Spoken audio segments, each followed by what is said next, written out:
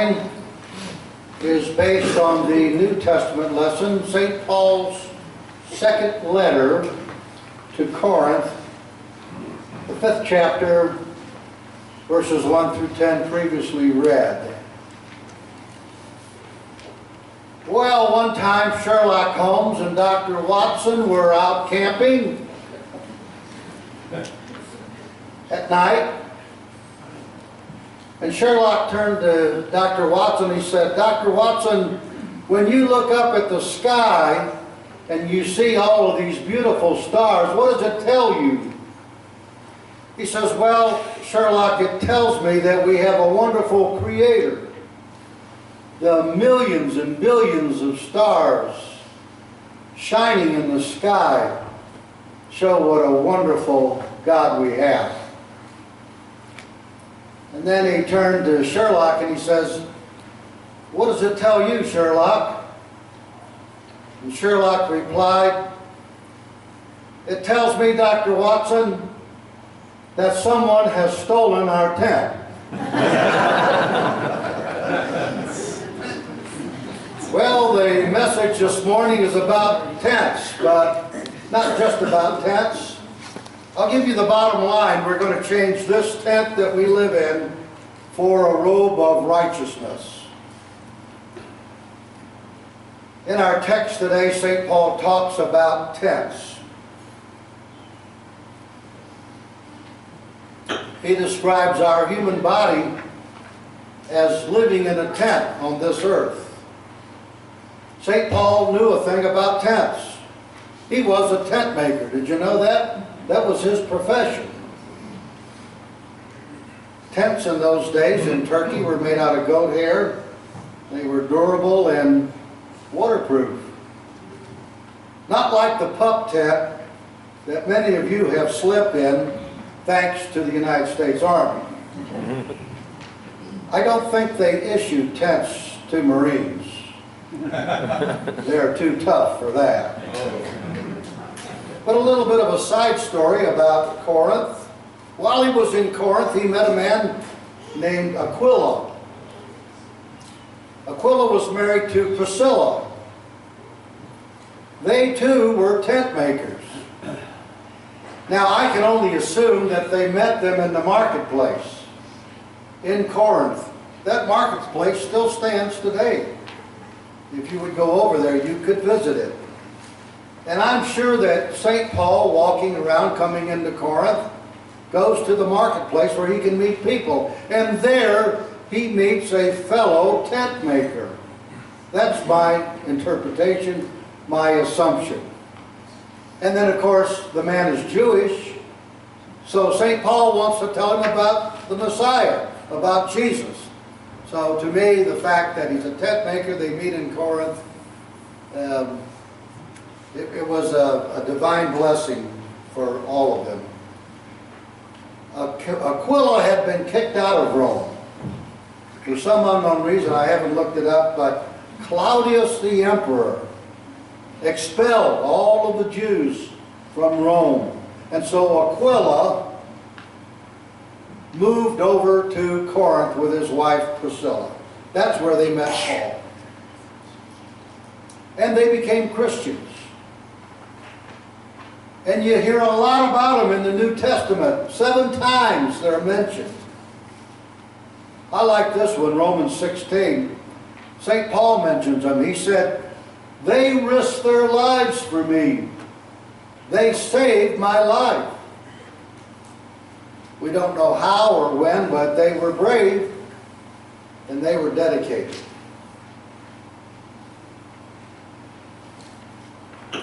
Now back to the text. St. Paul, in this text today, describes our bodies as a tent. That means temporary. Here today, gone tomorrow. Tents don't last forever. Verse 2, he says, "In this tent, our human body, we groan. We're burdened." And how true that is. Life has its aches and pains. There's a man sitting in this church today, I won't tell you who he is, but he's sitting in the first row here on the aisle. And one day he came up to me and he said, "Pastor Jim, the good Lord's calling me home, piece by piece." Isn't that true of our lives? Tents wear out. We wear out. Then I go to verse 2, 3, and 4, and I find that it's very difficult to understand those three verses. But he says in there he's longing to go to heaven where we won't be unclothed. In fact, some interpretations say where we won't be naked. Here I think St. Paul's talking about a new covering, a new kind of tent, a robe, the robe of righteousness that is given to us through faith in Christ. It's not something we earn, it's something we are given. All God's children got a robe. St. Paul says, "Therefore we conclude that a person is declared righteous by God by faith in Christ Jesus."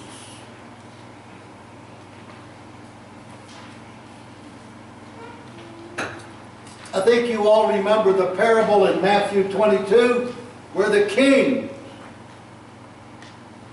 has a wedding feast for his son who is getting married. Many were invited,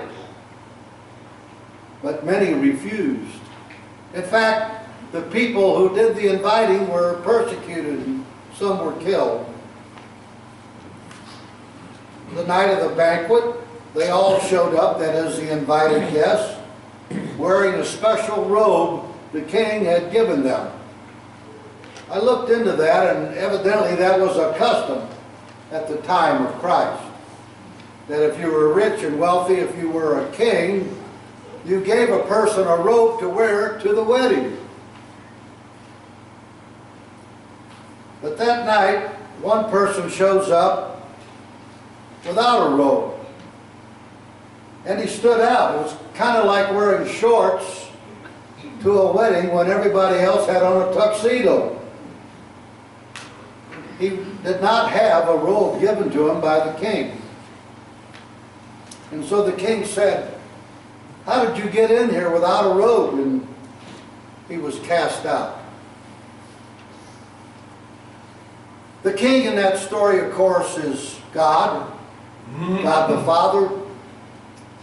The son in that story, that parable, is Jesus. Many reject him, but all who accept will come to the banquet through faith, and they get a robe. You and I, we both get a robe of righteousness through faith in Christ.